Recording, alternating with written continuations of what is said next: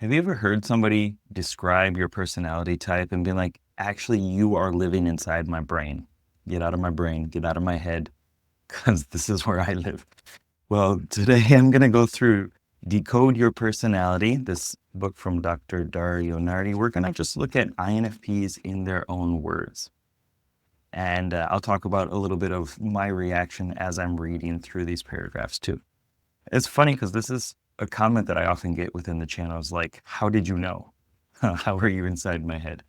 And I love it. I love that comment. And then other people are like, wow, you really know INFPs really well. And I'm like, well, I am one. So here we go. I'm going to be holding it down here. I got the green screen in the background, so it's going to be a bit wonky, but that's all right. From conversations, what's it like to be you? I have a very internal focus. Yep. Starting off with a bang. I think I look at myself through other people's eyes, but sometimes I can lose touch with how things work for me. Then I can get introspective, going very deep and staying there, not coming out too quickly or easily. Somehow I find it very difficult to put into words and communicate the things that really matter to me. Most people don't have the foggiest notion about what goes on with me. The entire thing is completely accurate to me. So first of all, a very internal focus. I often say, INFPs, introverted feeling in general as a cognitive function, a judging function based off harmony about making a good decision, good as opposed to correct or incorrect, which would be more of a thinking process.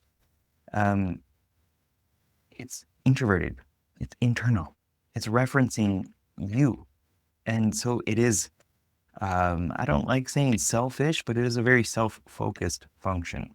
It has to work from within first in order to understand another person and your impact on them as well. So yes, it's a very internal focus. And yes, sometimes it is selfish. I know. And the comments tell me so too. Just based off my own experience, there have been a lot of times where it just doesn't even cross my mind what the other person could be going through. And then on the flip side of that, I get so attached to another person's situation. Like my wife shares sometimes these like horrible stories about, a child dying or something like that. I absolutely hate it because she says it and she's done with it. Me, I constantly think about those things months down the road, a year or two down the road even. Like that story pops into my head and I feel horrible, right? So it's an internal focus often, but sometimes I get these introjects of other people's stories, or I just kind of like get so absorbed in who they are as a person that it's completely not self-focused or internal focus. I think I look at myself through other people's eyes. I do. I try, but I know that I'm not. I know it's impossible.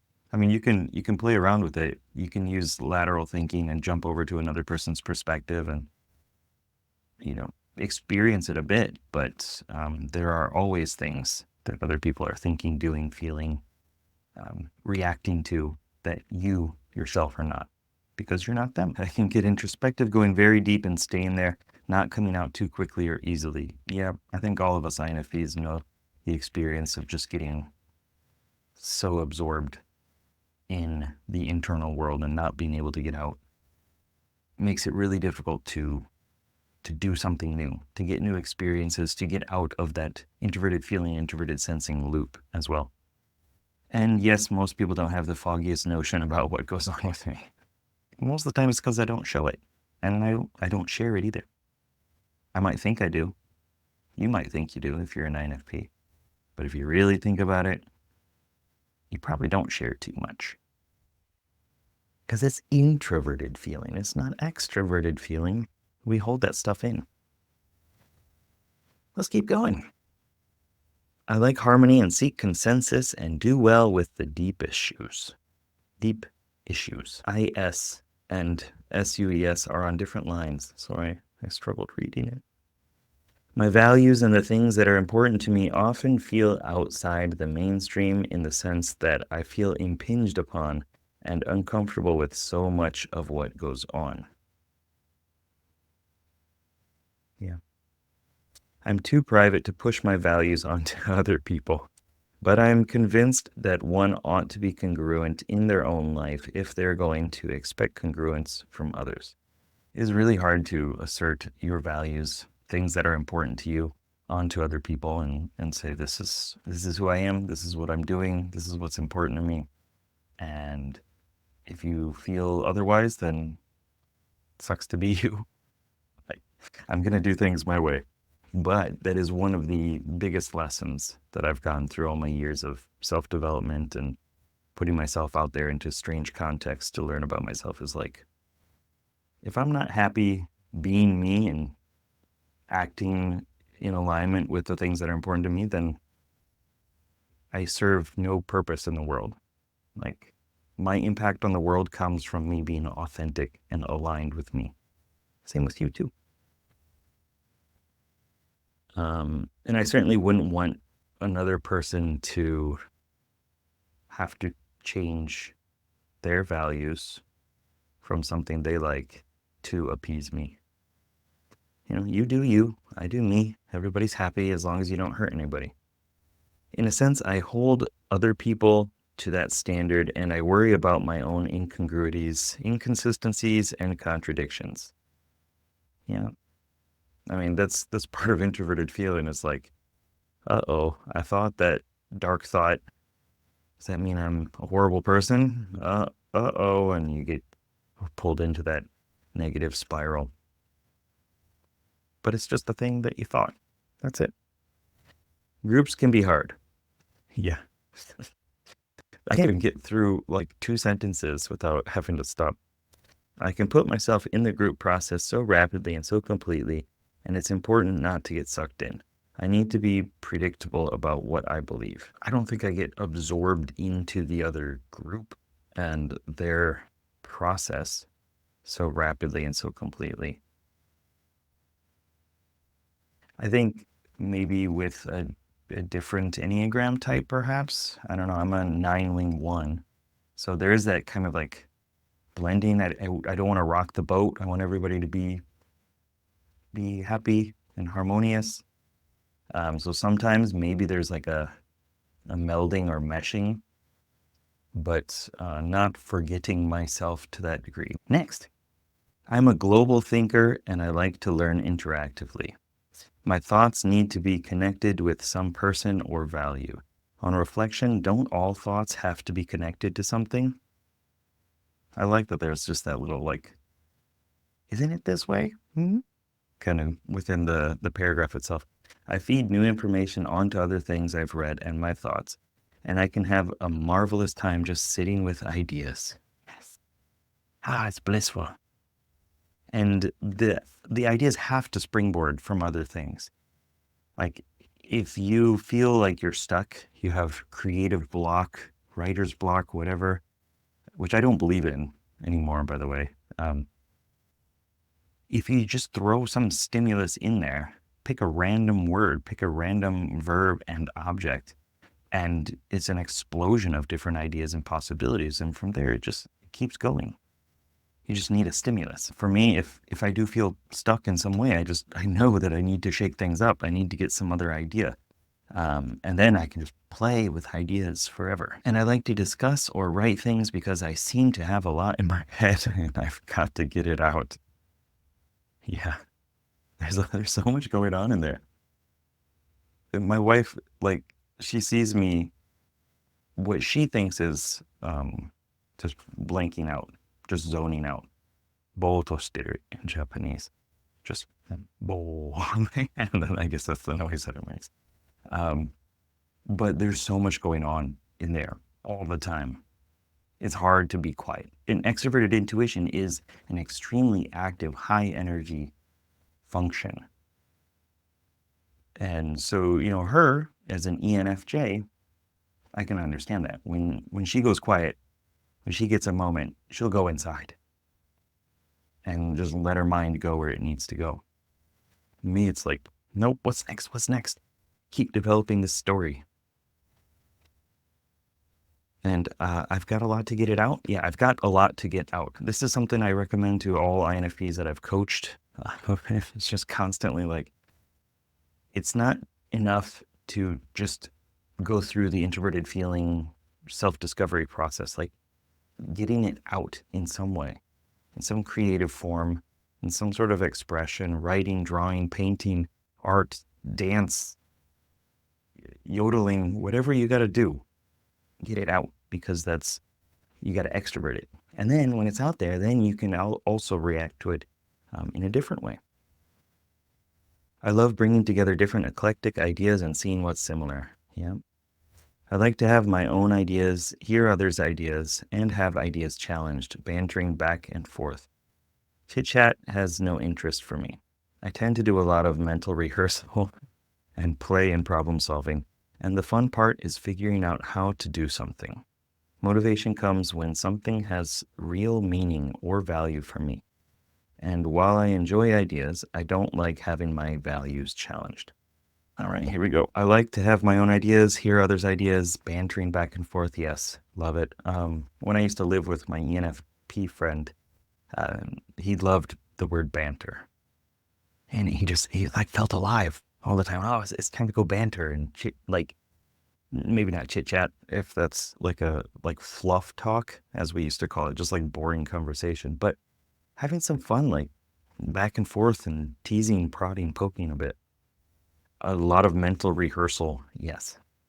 Yeah. It's constantly going on, either rehearsal about something coming up, or rehearsal from a different timeline about a fight or something that happened. Then I'm like in here kind of like playing out these different situations. Yeah, lots of that. And motivation comes with something has real value.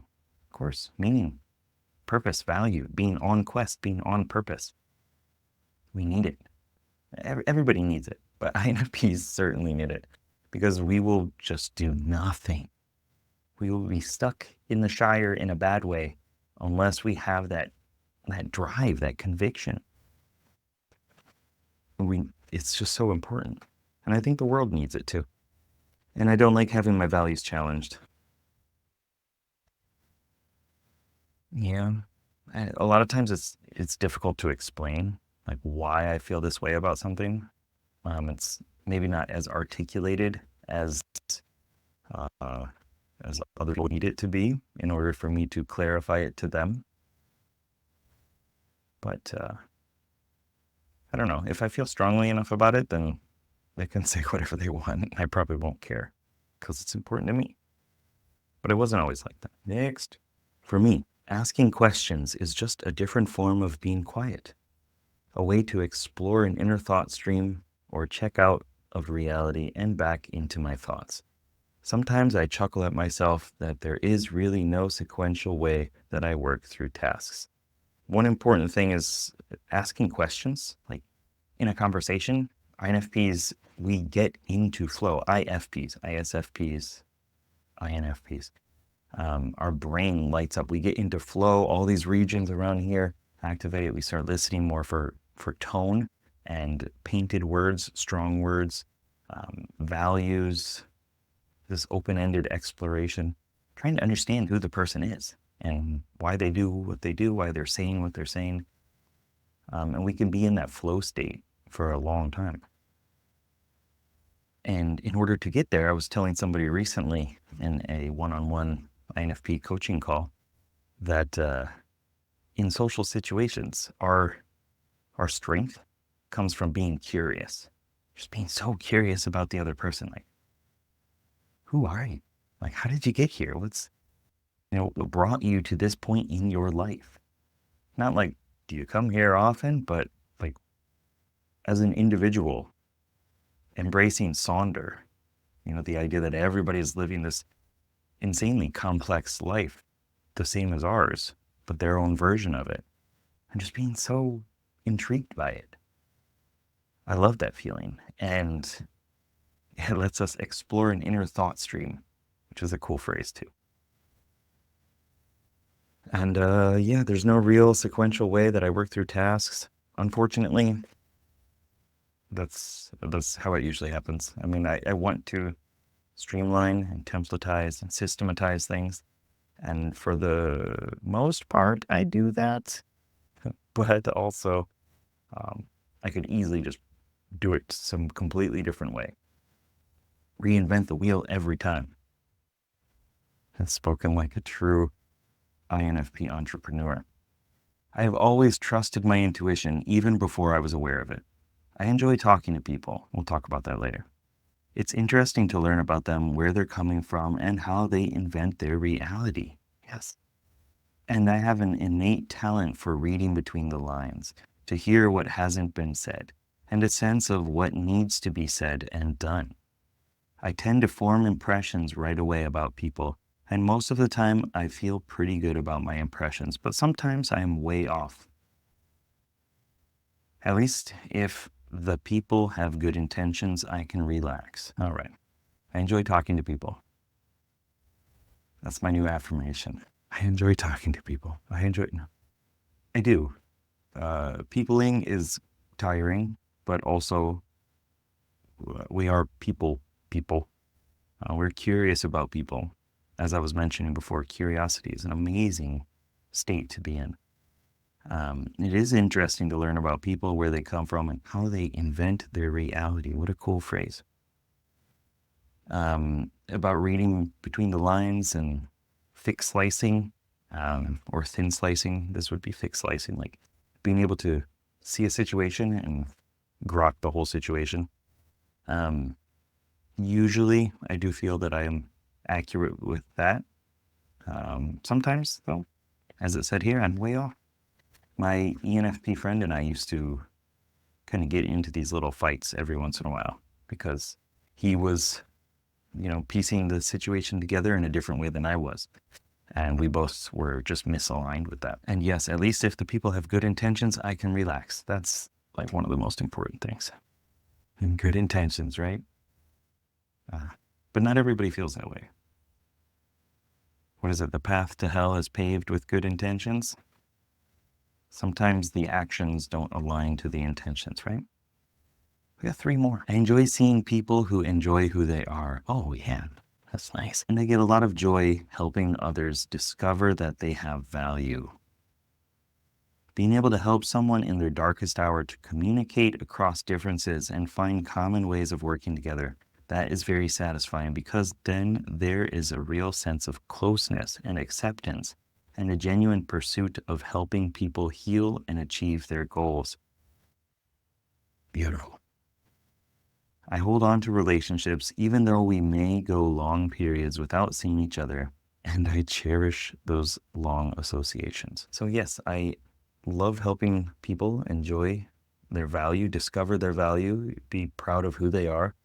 And yeah, in their darkest moments, being able to help them find a way to appreciate themselves, to reframe the negative situation or their whole situation. I remember I ran outside of science class in middle school. I think it was middle school, saying I'm having a bad life. Like, that's a horrible frame to have. And being able to reframe that, see things differently, is how you can stop generalizing this whole thing and start just, it's a thing. It's just a moment in time. It's a pattern, a habit that I have or whatever. And we can move on. And I think extroverted intuition has a very good ability to do that. And you combine that with introverted feeling, and you're deep diving into the soul of the other person and exploring within that. And I think it's awesome. And yes, long periods without seeing each other. Yeah, I mean, I'm sure I would still feel friendly towards people that I haven't seen for a very long time, and I tend to not see most of my friends a lot. 2 kids and work, business, all this other stuff. But I still cherish them. Let's keep going. I'm concerned about how others feel when they are around me. I'm not.